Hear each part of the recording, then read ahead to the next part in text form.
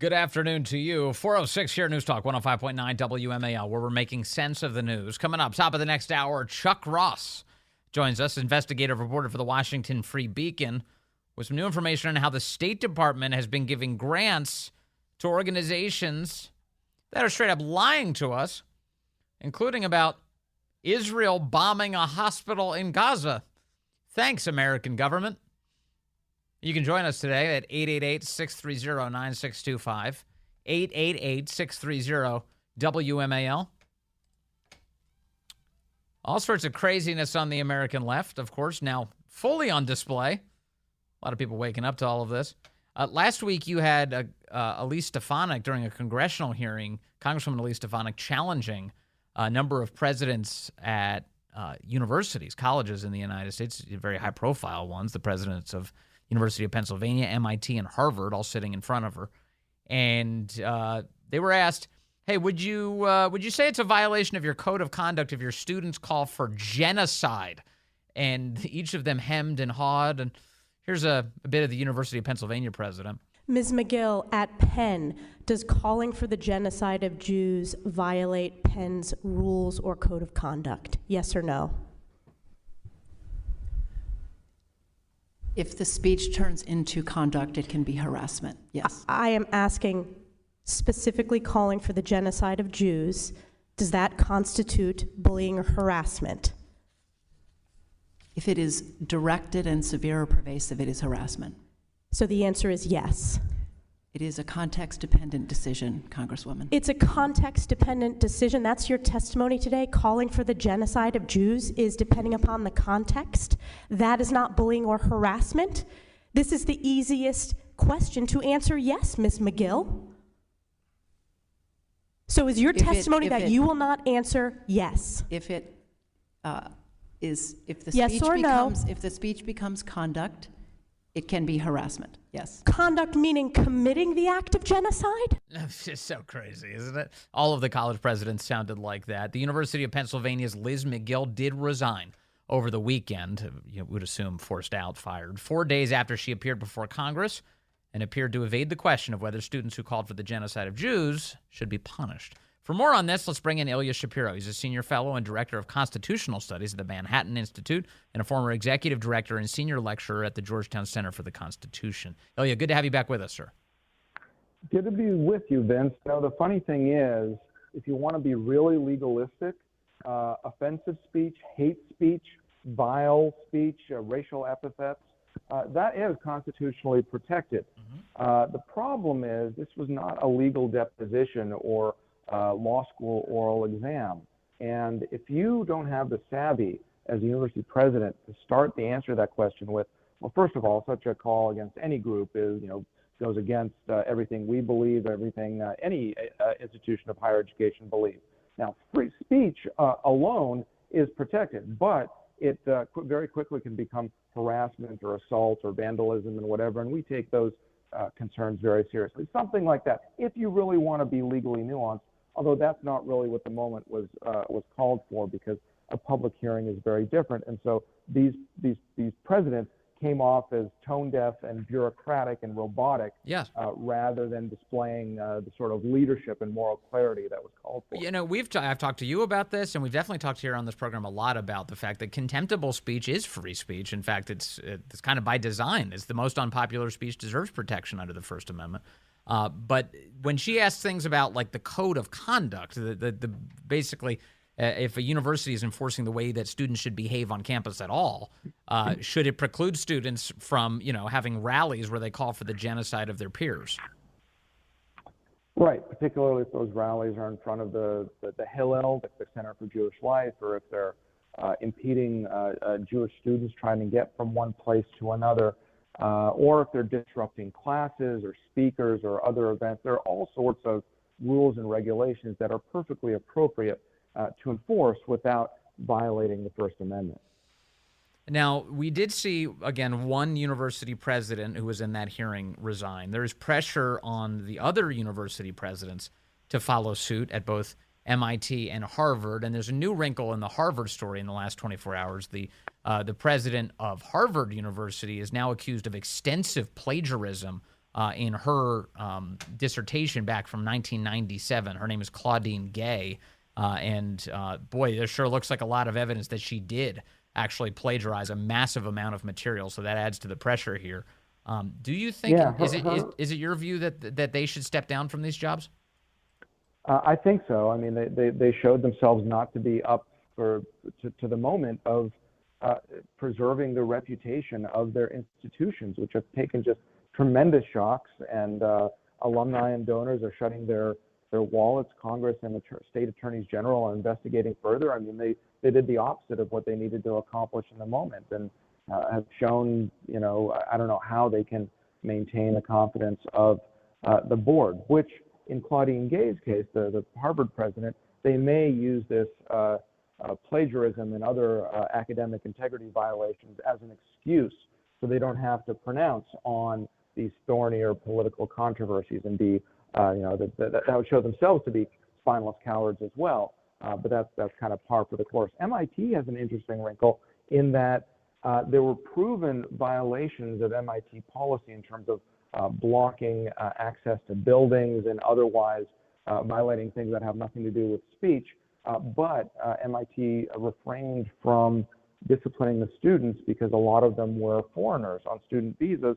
And if they were disciplined in that way, that would jeopardize their visas. So in effect, at MIT, if you're a foreign student, you have more rights to disrupt and harass and intimidate than an American citizen student. So lots of weird things going on at universities. And getting rid of these weak leaders is a necessary but certainly not sufficient condition for reforming our higher ed institutions. Yeah, and I saw another piece over at Yale, in case you were wondering whether or not this is all steeped in anti-Semitism. There was an attempt, there was a menorah near campus over the weekend at Yale University that was covered with a Palestinian flag was placed over it. Of course, we're in the midst of Hanukkah, and they're desecrating a menorah with an anti-Israel symbol. It kind of tells you the whole story, doesn't it, Ilya Shapiro? Oh yeah, we're just opposed to Israel. That's why we're opposed to the practice of Judaism in any aspect of it. It's completely facetious, and it's amazing. A lot of people in the last 2 months have seen the scales fall from their eyes, and the lesson to draw from this is not that we need to incorporate Jews in the latest intersectional hierarchy of underprivileged minorities or what have you, or that we need to impose stricter speech codes so that the range of permissible expression is even narrower. That's the opposite thing. What you have to do is apply the rules that are already there and the policies that are already there equally to everyone, yes. Which these institutions certainly have not been. On October 6th, there were still students and faculty under investigation in different places for microaggressions and triggering moments and all of this, using the wrong pronouns and things like this. A far cry from calling for genocide or harassing fellow students. Well, the other piece is that it seems to me that these institutions, in fact, I'm confident when I say this, that they've been churning out hateful bigotry over the course of time. And that includes towards Jews, that includes towards biological women, that includes towards white men, that includes towards Christians.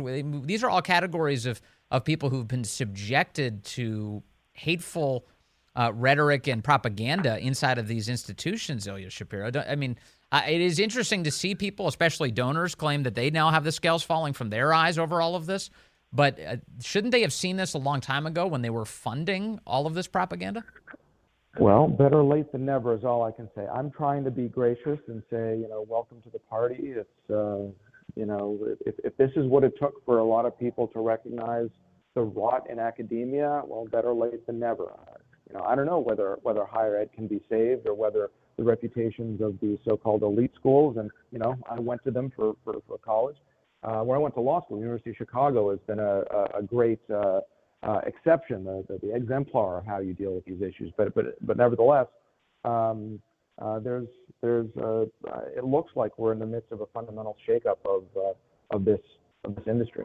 Right, and in other words, something good could come of all of this, especially as it relates to, being more tolerant of speech on these campuses, which they haven't been in the past, and maybe they can, get back to educating people in the basics instead of all right. of these. More being more aware of these illiberal ideologies that subvert the traditional missions of universities, of open inquiry and academic freedom and due process and all of these, classical liberal values that, in the 60s, the Berkeley's hippies were demanding.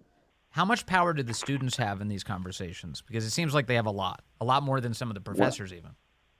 There are different stakeholders as the terminology goes, especially in the academic world.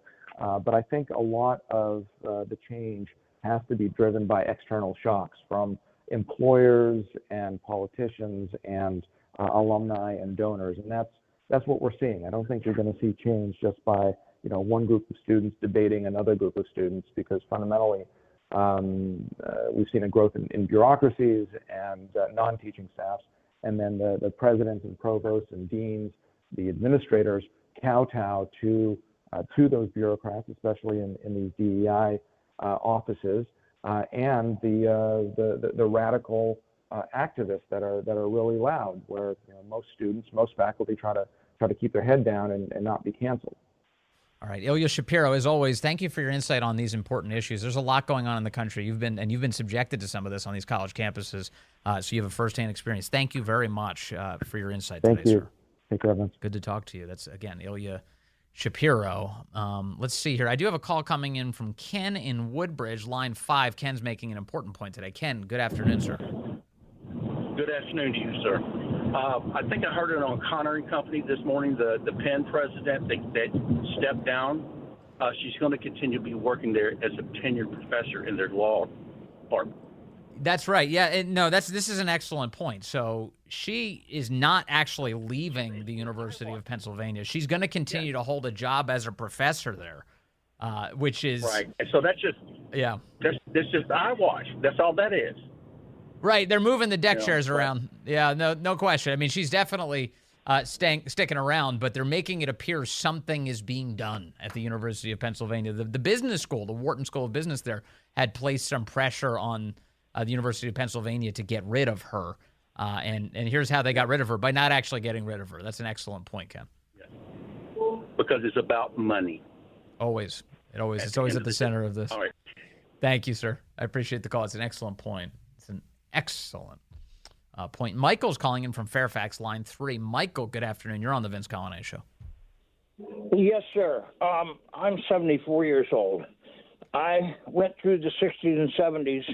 I was married to a lady that I had to follow to New York with disguise and all, because she was part of the movement of the Youth International Party, the Communists in America. I found out, sitting in the groups with Hillary Clinton, all of the people that were the radicals of the 60s and 70s, sitting elbow to elbow with Barack Hussein Obama, Hillary, all of the dividing people that taught the knowledge of the Cloward-Piven system as part of the what you would call the offstart of the Communist Manifesto by Karl Marx. Yes. Now, you have to understand the man that you just had talking on the radio, all the way back to Rush Limbaugh and people before him that would speak truth about America, about the collapse of this civilization. And that you people, you included, sir, I give you 100% accolades for doing what you're doing. But you're not using the right words. You're not using the right terms. I've called in for years. I've called in even using other names and other phone numbers to try to get the points across to people that this is a collapse of our society, a social system that upholds civilization itself, sir. And everybody out there needs to hear what I'm going to say next. We hear you. When are the average citizens going to get a call to arms, as we did in 1774, 75, 76, to eradicate the evil people by inner war and outer war of inside America and outside influences of America? When is there going to be a call to arms where people are going to be so disposed of by their own people, by themselves, of their lifestyle, of their civilization, of our civilization? When and what is it going to take to have a call to arms again? This is what I've been trying to get across. They've cut me off on radio stations such as yours and stuff, other talk radio people. You people have to learn the words and the terms of the systems that are in place, that have been in place for not just since the 40s, 50s, 60s, the 30s, the 20s, the 1800s, all the way back to the evil that is incarnate in mankind himself, themselves. We are fallen. Children, it is evil is incarnate in people. I call it my 3-second rule. You can go from Dr. Jekyll to Mr. Hyde in 3 seconds, and you can be taught how to do it. And when you decide you're going to do it, is on your own. If you're not taught and raised by a real mother and father, a God-fearing family that sits in churches, that reads the Bible, the Jewish Talmud, or history books that actually teach real history of the collapse of all civilization before ours. Right. If you don't know these things, you will not take part in stopping evil. That's all I have to say. I'm not going to call ever again. I've had enough of you all. If you don't pick up where I left off, I put myself in jeopardy many times. I was on a ship. I actually joined the military so I could do a top security job at 19 years old, sir. I actually stopped World War III from happening inside the Black Sea. Wow. You people out there hear what I'm saying, and you do not have any inkling of what I'm saying that is factual and truthful. Well, Michael, I'm sorry. I followed as much as I possibly could of that. And by the way, thank you for your service. I appreciate that. On his core point that, wondering when there might be a call to arms, you hope it never gets there. But the reality is here, the Second Amendment, I think I heard Dan Bongino talking about this earlier. And I was processing the thought here as I was listening to it. And one of the takeaways I had is, nobody wants to take up arms against their government.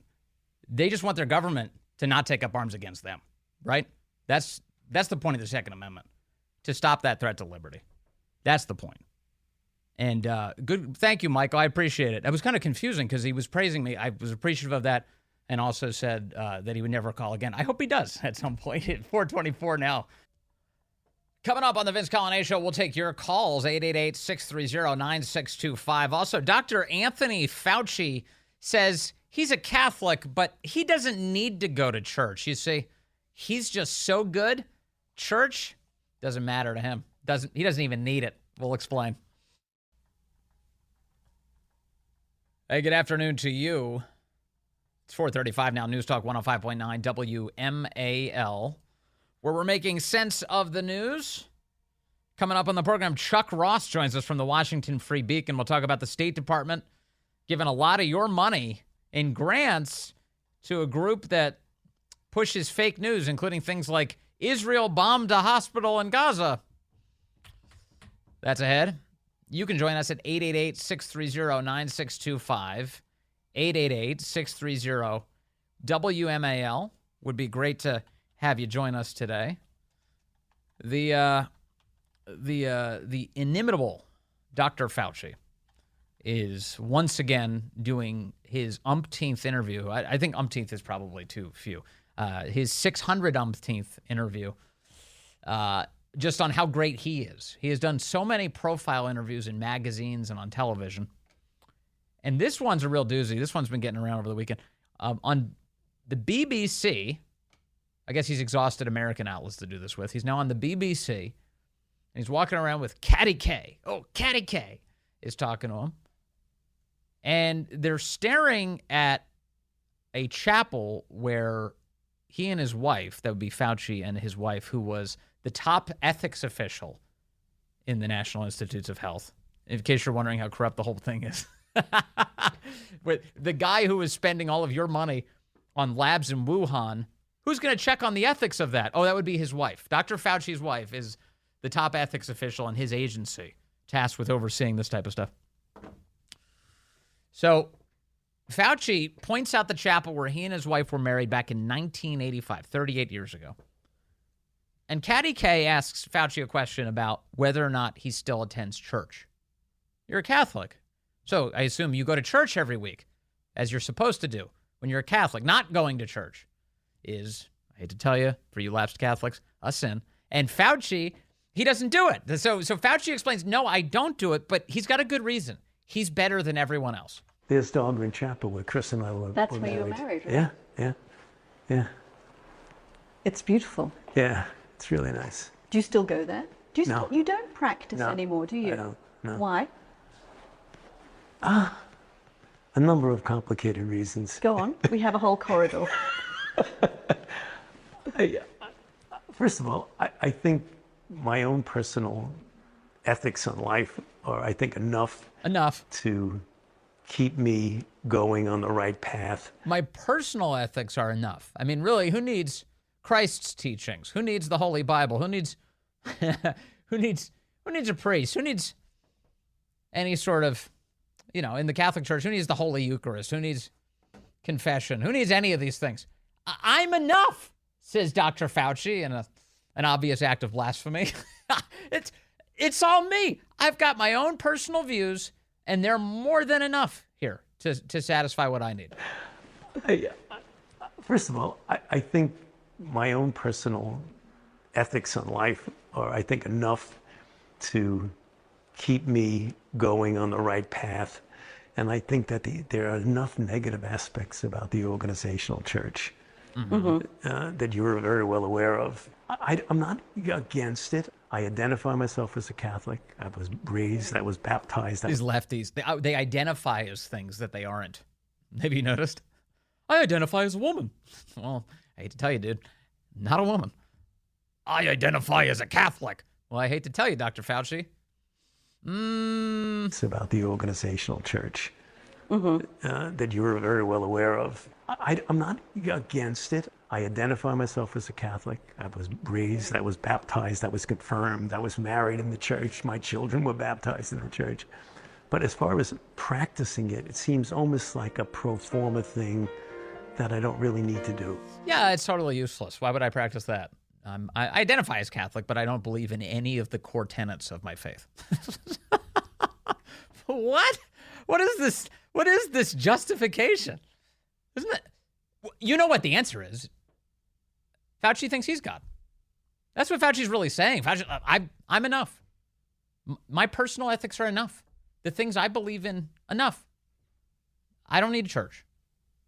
I don't need to keep holy the Sabbath. I don't need any of these things. Fauci. And Fauci, the guy at the self-professed, the guy who identifies as Catholic, what he's preached, in his church, what he's been advocating for. Well, of course, he's enthusiastically pro-abortion. Very much so. Quote, "It will be our policy to support women's and girls' sexual and reproductive health and reproductive rights in the United States as well as globally," said Anthony Fauci. That was the first day after Joe Biden took office. He was very excited to say that the official policy that he fully endorses, a full-throated endorsement, is abortion everywhere. Not just in the United States, but globally. We will export the death cult to every other city on planet Earth. Yeah. He was also very favorable of Biden's decision to end the Mexico City policy, which involves a ban on federal taxpayer money to fund abortions overseas. He was very excited to spend more money aborting children overseas, quote, as part of the broader commitment to protect women's health and advance gender equality at home and around the world, he said, in an act of Orwellian deception. It's about women's health, killing kids off. Fauci was also very much about forcing you to be vaccinated, given the jab. It wasn't about your personal autonomy or your bodily health or any of your decision-making. No, women or man alike. Fauci was for forcing that on you. Fauci's policies resulted in churches all across the country being shuttered. Didn't bother Fauci, didn't change his schedule because he wasn't going to church. But if you were, sorry, you didn't get to go anymore. Now, lottery tickets and liquor stores, those were essential. Those could stay open. Why? Because they fund the government handsomely. But churches, they're tax-free. And plus, it's that icky religion thing. Let's shut them down. So that's the way Fauci operated. So it's not really that surprising. I mean, Fauci's posture towards all faith denominations has been one of judgment and contempt. He holds them in low regard. Science is the ultimate arbiter of all of our decision-making. Science is the ultimate virtue. And if you remember, what did Fauci say? He said attacking him is attacking science. Everything that comes out of this guy's mouth is, there's a God complex, isn't there? And it's true, he had unbelievable power in the federal government. Too much, way too much power. There's a lot of people who should have gotten control of this guy a long time ago, and Trump included.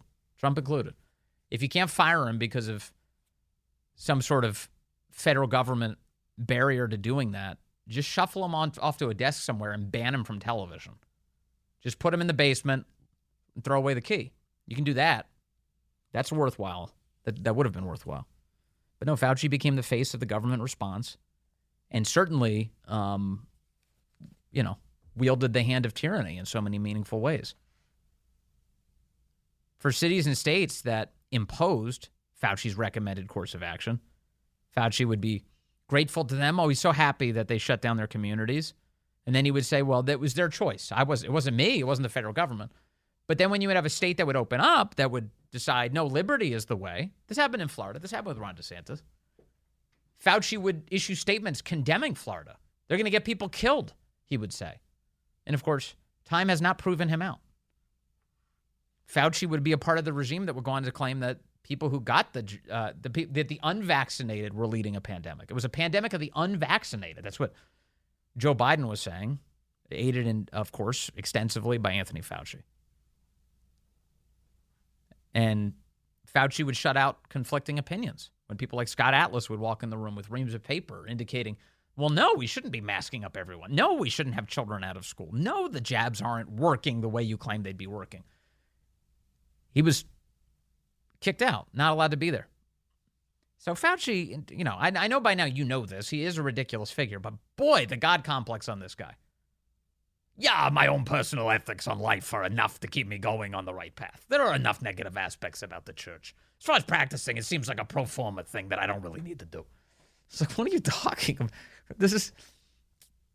He's perfect. The rest of us are fallen. Fauci is perfect. You're staring at perfection.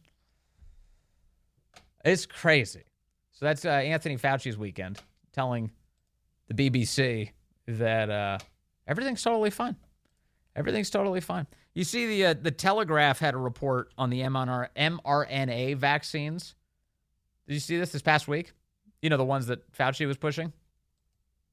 The headline on it is 1 in 4 who had Pfizer COVID jabs experience unintended immune response. The Telegraph had this, a legitimate, once again, British newspaper this time. So wait, you're telling me 1 in 4 people who got the jab had an unintended immune response? That seems like a massive deal, no? That didn't come screaming off every Sunday show this weekend? They didn't all cover this extensively? More than a quarter of people injected with mRNA COVID jabs suffered an unintended immune response created by a glitch in the way the vaccine was read by the body, a study has found. Now, they say that no adverse effects were created by the error, data show. Well, if you get an unintended immune response, that does seem like an adverse effect. I don't know what kind of throat clearing this is. But Cambridge scientists found such vaccines were not perfect and sometimes led to nonsense proteins being made instead of the desired COVID spike, which mimics infection and leads to antibody production. mRNA jabs, such as the ones created by Moderna and Pfizer, use a string of genetic material to tell the body to create a specific protein that safely imitates an infection. Research in the field spanning decades had been slow work. It often stalled because RNA itself is often attacked by the body as a foreign invader. But in 2023, the Nobel Prize for Medicine went to the pair of scientists who had spent years working to fix the problem. It was done by taking one of the RNA bases, uridine, and swapping it swapping in a very similar synthetic alternative. This breakthrough allowed scientists to create proteins in the body without the immune system attacking the jab. Anyway, the rest of the article seems to go on and on, making an argument for how great the vaccines are. But the jab's wonderful, other than the 1 in 4 who had unintended immune responses in their bodies. And, of course, the many people who have attested to the side effects that they had as a result of the jab. And the obvious stuff, like the stuff that the government was slow to come around on, like, hey, maybe giving young, healthy men the jab isn't a good idea, given the high incidence of swollen hearts we've been seeing. That doesn't make a lot of sense. But that's all right. We conducted a civilization-wide study on everybody. We just conducted a huge, massive, multi-billion-person study on this experimental technology. So that's good. Susan's in Bristow. She's on line 3. Susan, good afternoon. You're on the Vince Coglianese Show. Well, good afternoon. You know, when you talk about Fauci, what I don't understand, yes, they should have gotten rid of him a whole lot earlier. Yeah. He had too much power. But why have they not gone after him for involuntary manslaughter for all the lives that were lost during COVID, that he helped in producing this vaccine, funding this vaccine, lying about this vaccine, misleading the American people about this vaccine? Why have they not tried to go after him and, press some kind of charges on him? He should be held accountable. Susan, I agree with you because there are no consequences for members of good standing of the regime. That is the basic answer to this question, and it goes beyond the jab, as you're talking about. It also goes to look. Remember the incidence of everything else went up in terms of mortality, right? Cancer deaths went up. All sorts of dramatic negative consequences to the thoughtless but tyrannical public policy that was imposed at the behest of people like Anthony Fauci. So that guy left a lot of destruction behind during his time in government. Say again? He's evil. He's very evil. Well, you heard him say, though, that he's a man of virtue. He doesn't need church, Susan. Yeah, right. Remember that when he's in line of the lightning bolt? Yeah, you got to be careful with statements like that. That's right. Yeah, I'm surprised we didn't see a bolt strike him down right there. Don't test the man. Do not test. You may regret it. Don't test God. You're totally right. Susan, thank you very much. Good call. That's Susan in Bristow. All right, hold tight. Got more from you in a moment. It's 4:50 now. Let's take a phone call. We've got Marco calling in from Springfield right now on line 6. Marco, good afternoon. You're on the Vince Coglianese Show. Hi, Vince. Thanks for taking my call. I watched a movie this weekend called Leave the World Behind on Netflix, which Barack Obama, Michelle Obama, and Susan Rice just happened to be on the board of. Yeah. And basically it talks about the demise of this country, not so much by enemies from outside of the country, but finally a civil war that ensues because they've managed to turn everyone against each other. So once the satellites have been knocked out and pandemonium settles in, the work has been done because then we just take care of ourselves. I suggest all of your listeners watch the movie, not because of the executive producers that I just mentioned, but because of the message at the end. And that's exactly the seeds that Barack Obama, the irony is, those are the seeds that he planted when he was president. I'll never forget his quote. We need to reward our friends and punish our enemies. Who are your enemies, Barack Obama? So help me understand. So this is based on a book by the same name. It's called Leave the World Behind. And the theme of the movie, it's produced by a bunch of people I'm seeing here. Barack Obama and Michelle among them, Julia Roberts as well. Julia Roberts stars in the film. And the theme of the movie is that everyone is so atomized against each other. There's so much division that the world collapses because everybody's fighting amongst themselves. Well, what happens, not so much the world, but our country itself. Our satellites have been knocked out by a foreign country. They think it could be China, Iran. Remember the balloon flying over our country? Right. Maybe doing some surveillance work. So once the satellites have been knocked out and our dependency on GPSs and cellular phones, any form of communication, the work has been done because the rest takes care of itself. The society, everybody turns against one another. It's a matter of survival. Those that didn't prepare for it, like with guns and food and water, yes, are the ones that are looking for it through other sources. Well, So wait they a want sec. it I mean, from the so you're people that do totally have right. it. This is the world that Obama and his cronies have built, isn't it, Marco? Exactly. It's almost like the movie is preparing us for the final chapter. Leave the world behind. They say it's wildly popular right now. It's a Netflix film. And of course, the Obamas paid handsomely to make this movie. That's wild. Thanks, Marco, for that entertainment reporting. Doesn't sound that entertaining. It sounds actually kind of creepy. All right, hang with us. We'll be joined by Chuck Ross just minutes away. The United States federal government has been spending your money to sow, yes, even more division, as Marco has been highlighting. That's ahead.